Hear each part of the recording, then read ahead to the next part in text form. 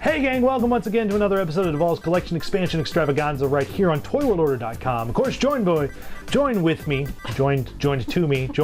my... Hello, I'm his wife. This is the wonderful, beautiful, lovely Miss Carrie Duvall. Hi. Hi. How are you? Fine. Maybe I should start doing the intro. It's more fun when I do it, right? Oh, shoot. Ladies and gentlemen, this show is all about the stuff that we find in flea markets, garage sales, antique stores, auction sites, eBay, and so much more.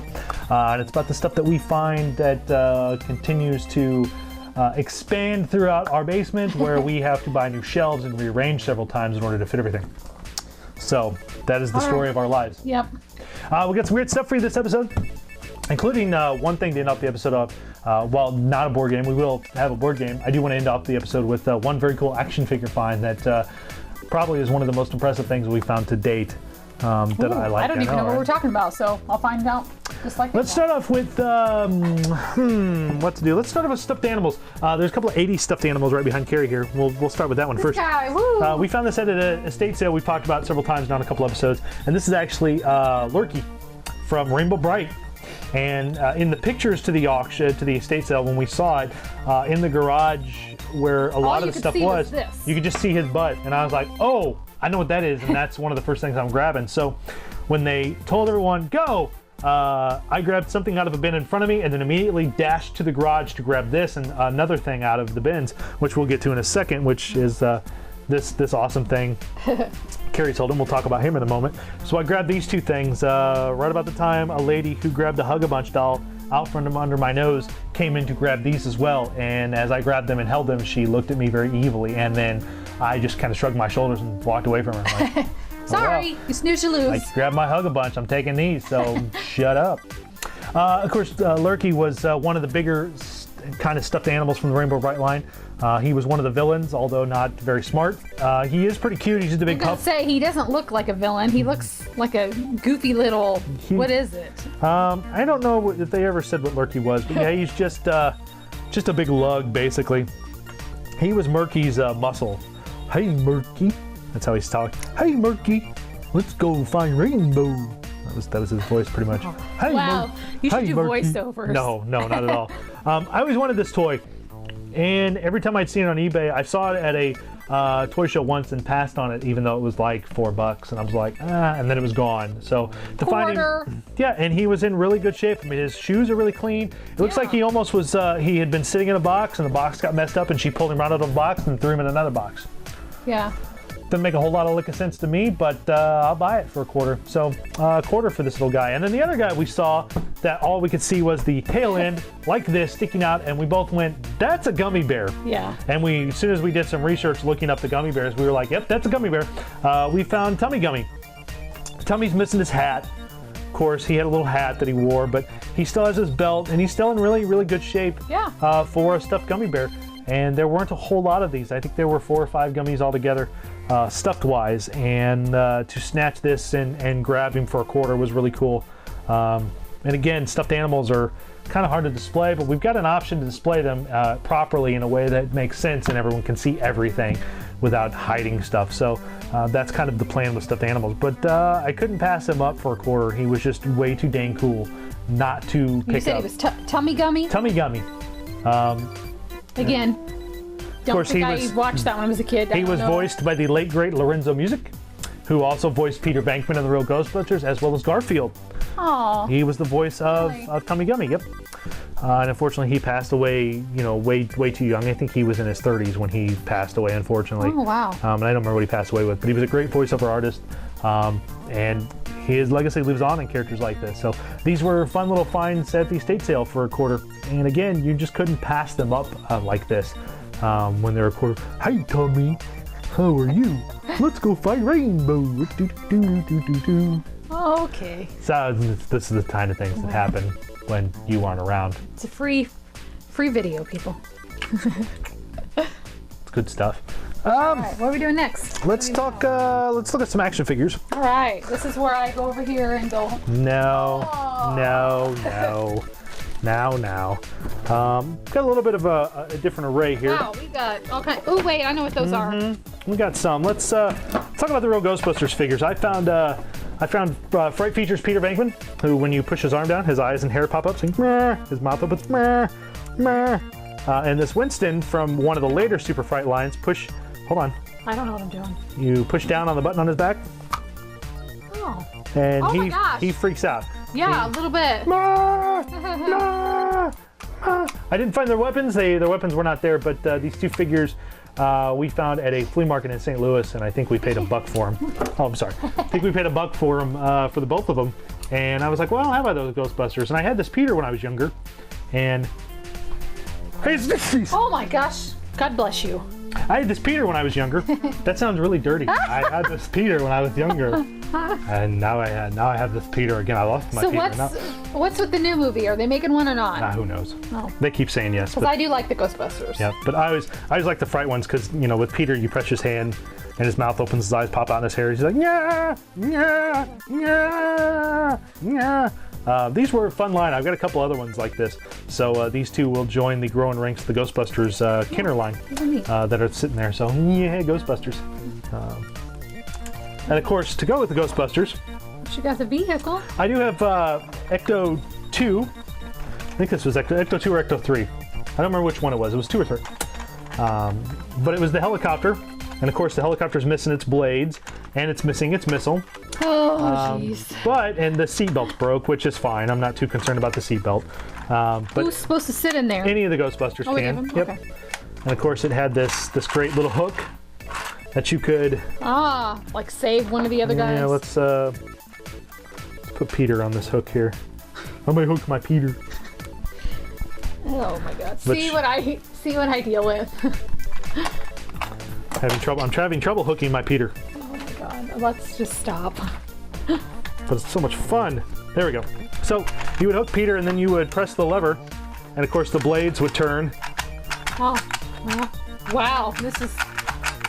Oh, he's coming. There we Here go. it goes. Little rough. Of course, the main feature of this was that the blades would turn, and then you would pick up the guy with the hook and rescue them.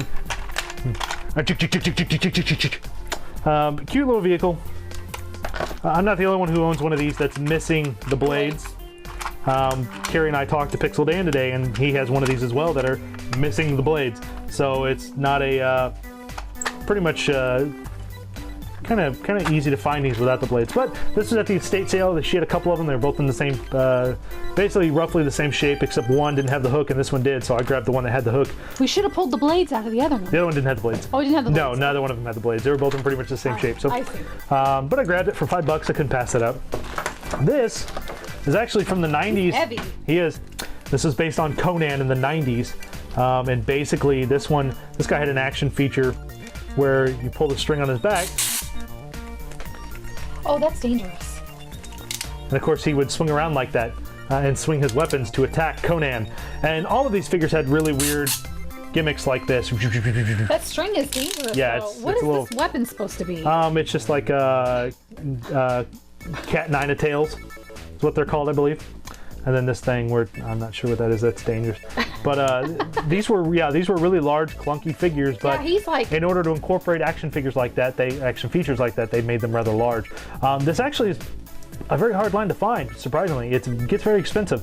Some of them are kind of pricey to find these figures, and most of it because they didn't make a whole lot of Conan merchandise, and so Conan collectors go out of their way to find this stuff. And I don't blame him. He's kind of neat. He's just for the fact that he's kind of a creepy looking character, and I love that. I love this action figure. I love it so much. Oops. Except the bad thing is the string gets tied around his waist like that, and then he doesn't want to work. it's to me that's a fun action feature. And I would have had, if I'd have been a kid in the 90s and would have been buying these and playing with these would have been awesome. I would have played the crap out of these because they are fun. And again, it's just one of those very weird, odd little lines that did not really last long at all and are now very collectible and kind of hard to find. So, but yeah, I found this in the estate sale for $1. And I was like, ooh, I'm gonna buy that Conan figure, even though I don't have any of the other ones, but I want that one because he's really cool looking. He's a big skeleton guy. Very neat.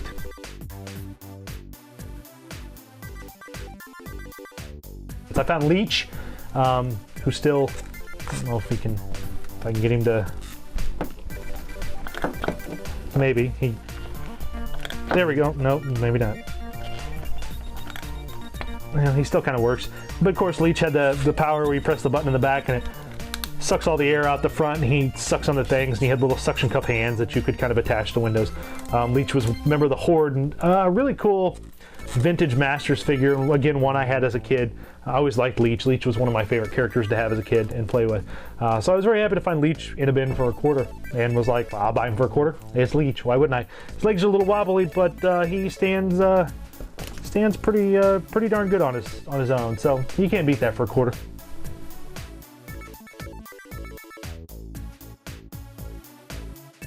Last action figure line, these actually came from the estate sale as well, and these were in a bag for $1. I think the whole bag was $1. And these are actually part of the Supernaturals line from Tonka. Now a couple of these, the holograms, of course they were little ghostlings, so they had these removable little see-through bodies and these cloak bodies with hands that went on top of them. A couple of them, the red one, the hologram's a little nasty. Looks like it was put in the sun. The purple one's the same way. The blue and the orange ones though are this one looks good. Work really well. I can see the guy in there. They work really well. These were, I think the whole bag was $1. And I was like, well, they're $1. I'll buy them all for $1 because I have some Supernaturals, but I don't have any of the Ghostlings. So the Ghostlings were really cool. Well, a lot of times, and maybe I'm not thinking of the right things, don't we find this part of it and we never find the other part? No, we find them like this, with the ghost inside and missing arms, because the arms... I know we've seen these before. Yeah, the arms just pop on there and pop off. I mean, it's just, you know, the cape is just vinyl. So, of course, they had to make the arms so they could get them on there. And that's all they are. But yeah, we've seen these ghosts without the arms, with the cloaks many times. And I think I know where we can find replacement ghosts for these two for like $1, because those holograms are rough. Somebody put them in the sun and they are melted. Nice. Pretty nasty. But for $1, you know, you figure I got 2 good ones out of the pack of 4, and got the bodies to the other 2 for the most part. So you can't really beat that for $1. So very cool. I love this line. This is one of the cool little, very underappreciated toy lines from Tonka. So they make a whole lot of action figures, but the ones they did are awesome.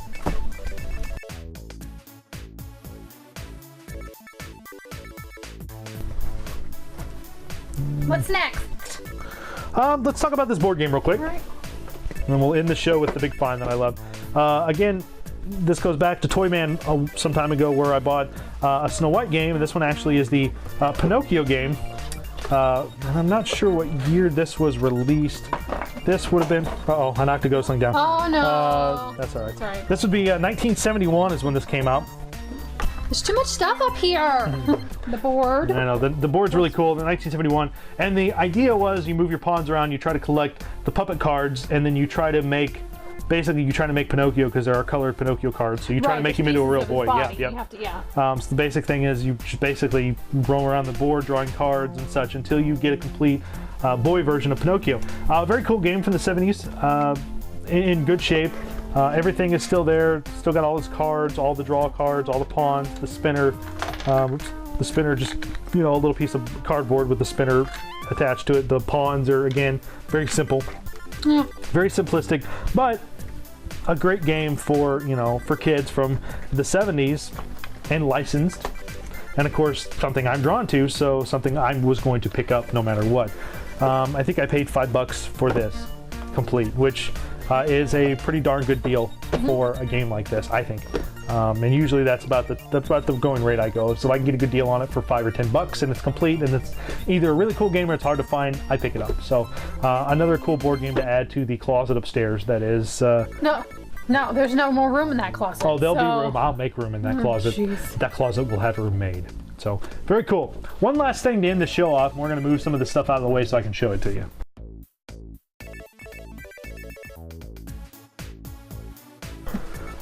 So, Carrie and I went to a church sale about a month ago.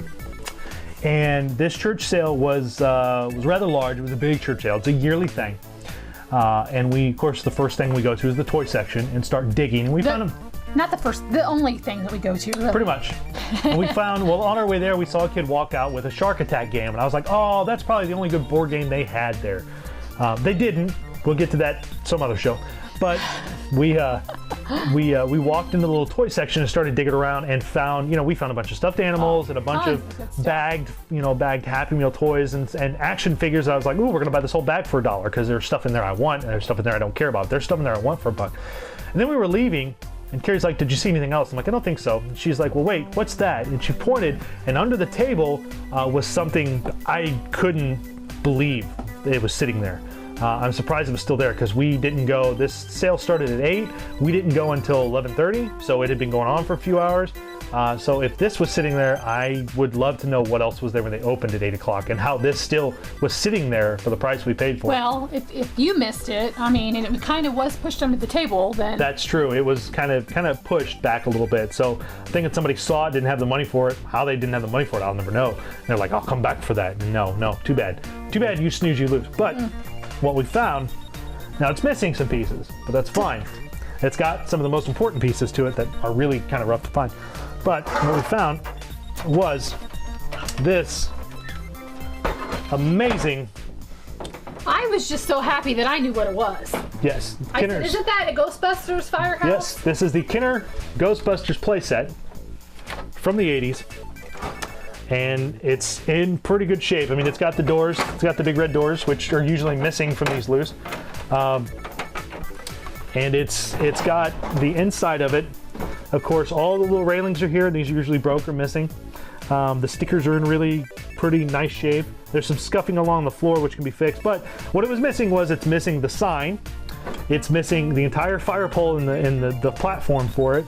And it's missing the 2-part ecto containment unit. But that's fine, because for what I paid for this, I don't care. I will find those parts eventually and we'll be very happy. $3. This play set in that church sale was $3 for this. In this shape on eBay right now, missing these same exact parts or missing more parts, just the bare husk, people want $50 or $60. For $3, again, I think somebody just didn't know what it was and donated it for the sale. And I would have to assume, because there's really nothing, since the sign is missing. Yeah, you wouldn't know. Yeah, you can't. There's no, without a... And the stickers don't give you really any idea that it's a Ghostbusters. The stickers don't give you any clue. But as soon as I saw it down there, I was like, oh my God. And I pulled it out thinking, oh, it's going to be $15, $20. No, $3. And I scooped it up and walked away. And I was like, oh. You almost didn't see it. Yeah. I pointed it out. Carrie pointed it out just because she was still looking under tables. She's like, what's that? This is one of the coolest things I found at a sale like that. This is one of those things that you think you're never going to come across for a decent amount of money, and then suddenly it just falls into your lap and you're like, well, crap, that's awesome. So for $3, you couldn't pass this up, even with the parts that are missing on it. It is an amazing playset, even in this shape, and it's a great display piece, which is what it will be for now. And I'm very happy with it. I've got somewhere to put my Ghostbusters figures. I'm not sure where I'm going to put it in the displays yet, but I will find a home for it, and it's very cool, very awesome. $3 again, you cannot beat that at all. And the fact that all the railings, which are usually broke, are there. The doors, which are always missing, are there. And of course, it's missing the sign and stuff. But the stuff that's here is usually the stuff that's really hard to find anyway. So everything else pops up, which is cool. So there you go, guys. That brings us to the end of another episode of Collection Expansion Extravaganza right here on ToyWorldOrder.com, as well as YouTube.com/ToyWorldOrder. If you're watching us on YouTube or you're watching us on the site and you haven't subscribed on YouTube yet, go there, click subscribe. It helps us out greatly and allows us to do these videos as well as many more that we're doing. Also, make sure you check out the podcast, Dave and Duvall's Toys and Collectibles, every Thursday on ToyWorldOrder.com, hosted by myself and Dave Draper, as well as Married to the Collection every other Tuesday, hosted by myself and Carrie Duvall. So make sure you check those out, gang. And until next time, keep digging, because you never know what you're going to find. Take care.